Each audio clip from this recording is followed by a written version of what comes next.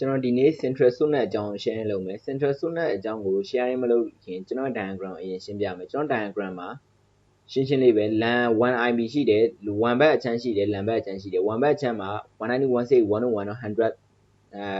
101 network ကိုသုံးထားပြီးတော့ LAN ဘက်အချမ်းမှာ 176 10.2 network ကိုသုံးထားတယ်ပေါ့ကျွန်တော်ကဒီ 1 port number 1 ရဲ့ 40kk interface ကို 101.100 ပေးပြီးတော့ဒီဘက် port number 2 ကို 176 10.25 ကိုပေးမယ်Central Net ကိုကျွန်တော် configuration လုပ်ရင်လည်းပြောပြသွားမယ်အခုကျွန်တော် firewall တွေကိုအရင်ဝင်လိုက်မယ် internet ထွက်အောင်အရင်လုပ်မယ် firewall ထဲမှာ network ထဲမှာကျွန်တော် port number 1 ကိုကျွန်တော်ဒီ 1IP ကိုကျွန်တော်ပေးပြီးတာ port number 2 ကိုကျွန်တော် IP ပေးရမယ်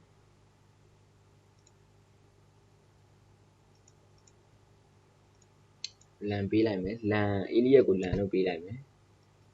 IP က 172.10.25/24 pin ဖွင့်မယ် HTTP ရဖွင့်ထားလိုက်မယ် DHCP ကိုအောက်က client တွေကိုကျွန်တော်ဒီကနေ DHCP ချလိုက်မယ်ဒီ 10.25 ကိုအတိုင်းပဲထားလိုက်မယ်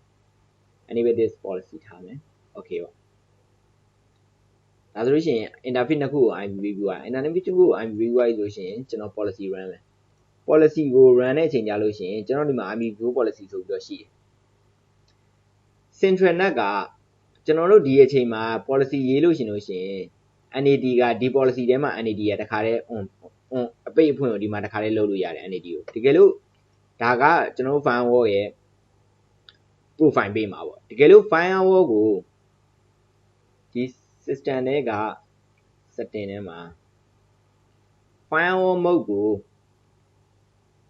ကျွန်တော်တို့ကဒီ policy ဘေးကိုပြောင်းလိုက်လို့ရှိရင် Central Net က automatic on လာလိမ့်မယ်ဒီ profile ဘေးမှာလည်း Central Net ကိုသွားပြီးတော့ on လို့ရတယ်ဒီ profile ဘေးမှာ Central Net ကိုသွားပြီးတော့ on လိုက်လို့ရှိရင်ဒီ NAT session NAT create လုပ်တဲ့ချိန်ကြလို့ရှိရင် IPv4 policy ထဲမှာ create လုပ်စရာမလိုတော့မယ် Central Net ဆိုပြီးတော့တတ် net တွေပဲတစ်ခုမှသွားပြီးတော့ NAT ကို configuration လုပ်ကြမယ်ပေါ့ပုံမှန်အဖြစ်ဒီ profile ဘေးမှာ NAT ကို IPv4 policy ထဲမှာတခါတည်း run တယ်အဲ့လို policy ထဲမှာတခါတည်း run တဲ့အခါကျတော့ NAT table ရဲ့တတ် separate တစ်ခုအနေနဲ့မရှိနေဘူး policy တွေများလာတာနဲ့အများ firewall result ကိုထိလာတယ်complex ဖြစ်လာတယ်ပေါ့ဗျာအဲ့လိုမျိုးတွေဖြစ်တယ် Central Net ဆိုတာဘာမှမဟုတ်ဘူး NAT table ကိုတတ် separate တစ်ခုနေရာမှာ NAT အတွက်ပဲတည်တံ့လုပ်လိုက်တာဘာတွေပိုရလာလဲဆိုတော့ support နဲ့ designate ကိုလုပ်ချင်တယ်ကို translate လုပ်ချင်တဲ့ပို့ကို fix လုပ်ထားလို့ရတယ်ပြီးလို့ရှိရင်ကျွန်တော်တို့ကဒီ translate လုပ်မဲ့အတွက်ကိုကိုယ့်ဘက်ကိုသတ်မှတ်ထားလို့ရတယ်ဒီ IP range ကနေဒီ IP range အတွင်းနဲ့ဒီ packet တစ်ခုကို translate လုပ်မယ်ပေါ့အဲ့လိုမျိုးကိုကသတ်မှတ်ထားလို့ရတယ်အဲ့ဒါတွေပို့လာတယ် Central Net ကို run လို့ရှိရင်ဒီ profile ဘေးမှာလည်း run လို့ရတယ်လို့ policy ဘေးမှာလည်း run လို့ရတယ်ကျွန်တော်က profile ဘေးနဲ့မ run ပြအောင် policy ဘေးနဲ့ run ပြမယ်သူက recommended ကလည်း policy ဘေးနဲ့ recommended ဖြစ်တယ်ပေါ့ဒီ policy ဘေးကိုပြောင်းချိန်လိုက်လို့ရှိရင် Central Net ဆိုတာဒီမှာမရှိတော့ဘူး Central Net က automatic on လာလိမ့်မယ်အဲ့ဒါကျွန်တော် apply နေလိုက်မယ်တခုရှိတာဒီ profile ဘေးကနေ policy ဘေးကိုချိန်ပြီဆိုလို့ရှိရင်ကျွန်တော်တို့အရင် profile ဘေးမှာရေးထားသမျှ policy တွေအကုန်လုံးပြတ်တယ်အဲ့ဒါကိုသိဖို့လိုမယ်နော်ကျွန်တော်တို့ဒီမှာ policy တွေအများကြီးရှိတယ်ဆိုလို့ရှိရင်အဲ့ဒါကို backup လုပ်အဲ့လိုမျိုးတစ်ခုပေါ့ backup လုပ်ပြီးတော့မှဒီ profile ဘေးကိုချိန်နိုင်အောင်ဒီမှာဆိုလို့ရှိရင် security policy အောက်မှာ Central Subnet ဆိုပြီးတော့ပေါ်လာပြီကျွန်တော်ဒီမှာ security policy မှာ policy တစ်ကြောင်းရင်ရေးလိုက်မယ်နားနဲ့ထွက်ပါအောင် LAN 21ပေါ့ LAN ကလာတယ်1ကပေါ့1เนาะကျွန်တော်ဟိုက alias နာမည်မထည့်ခဲ့လို့ပေါ့1ဆိုက or destination or ဘယ်လိုတော့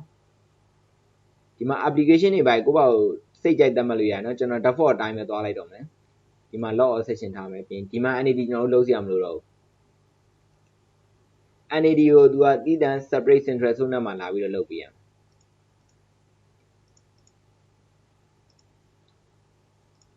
LAN 2ကလာတယ်1ကိုသွားမယ်ဆိုအတွက်က or destination အတွက်က or ကျွန်တော်ဒီမှာ NAT ကို on ထားတယ် NAT ကို on တဲ့အချိန်မှာကျွန်တော်ဒီမှာIP book configuration မှာ use dynamic IP book ကိုသုံးပြီးတော့ကျွန်တော်ကဒီ IP address တွေနဲ့ translate လုပ်မယ်ဆိုပြီးတော့ပြောလို့ရတယ်ကျွန်တော်အခုဒီမှာ translate လုပ်မဲ့အတွက်ကိုတစ်ခု GP book လို့ကျွန်တော်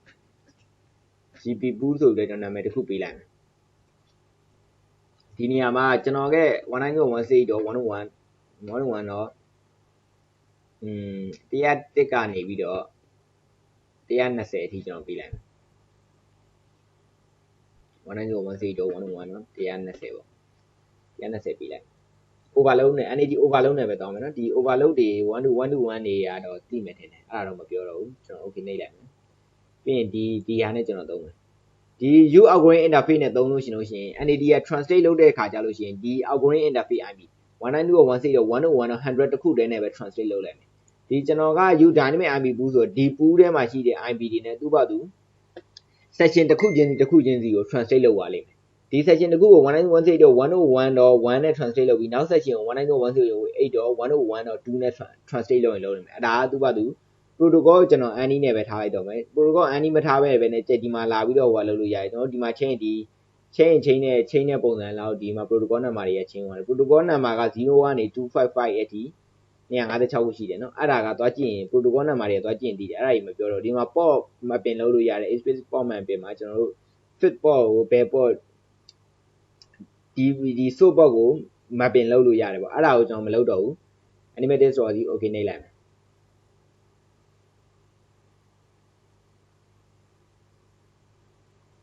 အဲ့ဆိုရင်ရပြီကျွန်တော်တို့ internet ထွက်ဖို့အတွက် default route ရေးဖို့ပဲကျန်တော့တယ် network ထဲက static route ကိုသွားလိုက်မယ်ပြီးရင် default route တစ်ကြောင်းရေးလိုက်ကျွန်တော်တို့ရဲ့ gateway က 192.168.101.101.1ဒီက1ပေါ်နော်ဒီသူ့ရဲ့ gateway က 192.168.101.1ပြီးရင်ကျွန်တော် okay နှိပ်လိုက်အဲ့ဒါဆိုလို့ရှိရင်ဒီမှာရှိတဲ့ PC လေးတွေက internet ထွက်ဖို့သင့်ပြီပေါ့ဒီ PC တွေကိုဝင်လိုက်မယ် PC34 ဝင်လိုက်ပြီပြီးရင်ကျွန်တော် JCP server on ခဲ့တယ်ဆိုတဲ့အတွက်ကျွန်တော်ဒီမှာ JCP client လောက်လိုက်မယ်172.60.10 network နဲ့ကြာမယ်တို့တွေကမကြောက်နော် DDD ဆိုရင်တော့မကြတော့အဲ့ဒါဆိုရင်ကျွန်တော်ဒီဟာကိုတစ်ချက်ကြည့်အောင်ဒီအောင်ခဏပိတ်လိုက်မယ်နော်ဒီက router OS ဖြစ်နေလို့အဲ့ဒါဆိုကျွန်တော် layer 2 sit OS ကိုကျွန်တော်ချိန်နိုင်မယ်ပြီးရင် save လုပ်လိုက်ပြီးရင်ပြန်ဖွင့်လိုက်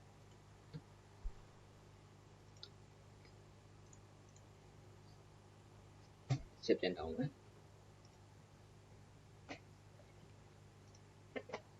အဲ့ဒါစောင့်မယ်လေတူတယ်ပုံမှန်အဖြစ် central source net ကို configuration မလုပ်လို့ရှိရင်ရိုးရိုး NAD နဲ့ဆိုလို့ရှိရင်ဒီ 192.168.101.100တခုတည်းနဲ့ပဲ translate လုပ်တော့မယ်ပြီးတော့ကျွန်တော်တို့က port တွေကို source port တွေကိုသွားပြီးတော့ fit လုပ်လို့မရဘူးဒီ translate လုပ်မဲ့ source port တွေကိုသွားပြီး fit လုပ်လို့မရဒီမှာဆိုရင် fit လုပ်လို့ရတယ်ပြီးတော့ netting တွေပဲ separate ခွဲသွားတယ်အဲ့ဒါအဓိကတော့အဲ့ဒါပဲဘာမှဟိုဟာကြီးပြောင်းသွားတာတော့မဟုတ်ဘူးအရင် IPv4 policy မှာပဲဒီ profile page နဲ့သုံးပြီးတော့ IPv4 policy မှာပဲ NAD ကို run မယ်ဆိုလဲရတယ်ဘာမှမဖြစ်ဘူးဒါကတော့ကိုယ်စိတ်ကြိုက်ပဲ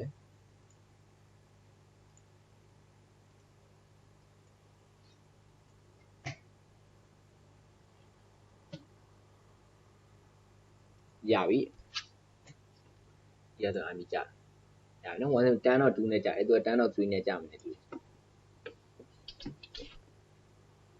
10.3နဲ့ကျွန်တော်တို့ pin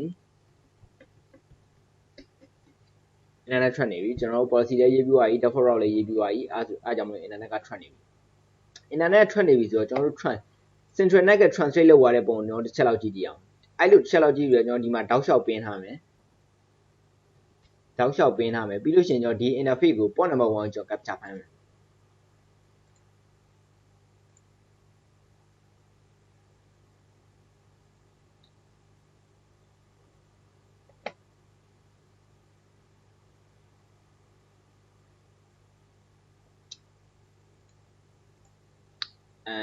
ICME traffic တွေကြည့်အောင်8.8တော့တွေ့နော် ICME traffic တွေတွေ့အဲ့ဒါဆိုလို့ရှိရင်ကျွန်တော်ဒီ back PC နဲ့လည်းကျွန်တော်ထပ်ပင်းမယ် pin 8.8.8.8 minus d ဒီ back PC နဲ့လည်းထပ်ပင်းမယ်ခဏနေကျွန်တော်ဒီ capture ကိုရက်လိုက်မယ်တော့ချက်ပင်းနိုင်နော် okay အဲ့ဒါဆိုကျွန်တော် capture ဖမ်းတာကိုရက်လိုက်မယ်ကျွန်တော်တို့ ICME traffic တွေပဲကြည့်မယ်ဒီမှာ 8.8 ကိုပင်းထားတဲ့ ICME traffic တွေရှိတယ် 192.168.101.1 လုံးကနေသွားတယ် 192.168.101.112 ကနေသွားတယ်ပုံမှန်အဖြစ်ဘယ်လိုလဲဆိုတော့ပုံမှန်အဖြစ်ရိုးရိုး NAD မှာဆိုလို့ရှိရင်ကျွန်တော်တို့ရဲ့ 192.168.101.100 ကနေပဲ translate လုပ်မှာ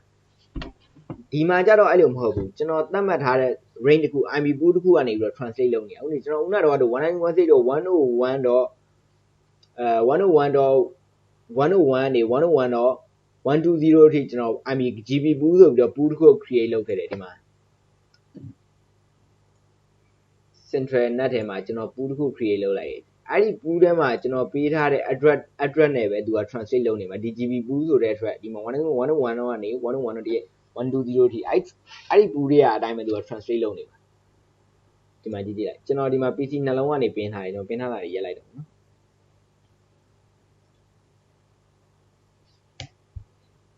ကျွန်တော် PC နှလုံးကနေပင်းထားတယ်နော်ပင်းထားတဲ့ချိန်မှာကျွန်တော်ရဲ့ capture မှာဒီ 192.168.101 တော့11ကနေတခါသွားတယ်101တော့112ကနေတခါသွားတယ်8တော့8ကိုသူတို့ထဲဝင်ကြည့်အောင်ဒါ ICMP သွားတယ်192.168.101တော့11ကနေလာတဲ့8ကိုသွားတယ်ဒါတွေတွေ့ရမယ်โอเคနော်ပြောချင်တာကကျွန်တော် IB global pool GB pool ဆိုပြီးပေးထားတဲ့ထွေးကနေပြီးတော့သူ့ဘာကို translate လုပ်တယ်အဲ့ဒီအချိန်မှာနောက်ထပ် PC တစ်လုံးကနောက်ထပ် section တစ်ခု establish လုပ်တဲ့အချိန်ကြလို့ရှိရင်လည်း192.168.101 နဲ့သွားခြင်းသွားမယ်114နဲ့သွားခြင်းသွားမယ်သူသွားခြင်းတဲ့ဟာနဲ့သွားမယ်ပေါ့ပုံမှန်အားဖြင့်ကျွန်တော်တို့ address တစ်ခုတွေက translate လုပ်တာမဟုတ်တော့ဘူးပေါ့အဲ့လိုမျိုးရှိမယ်ဒါကျွန်တော်ဒီနေ့ပြောမယ့် topic ကဒါပဲ central net combination လုပ်တာနဲ့ central net ကိုလုပ်ပြီးတော့ကျွန်တော်တို့ဘာတွေလုပ်ရလဲခုနက port mapping လုပ်ရရအဲ့ဒါတော့ကျွန်တော်မပြောတော့ဘူးအဲ့ဒီလုပ်ရကျွန်တော် topic ကဒါပဲကျွန်တော် video ကိုဒီမှာရက်လိုက်တော့မှာဆိုနော်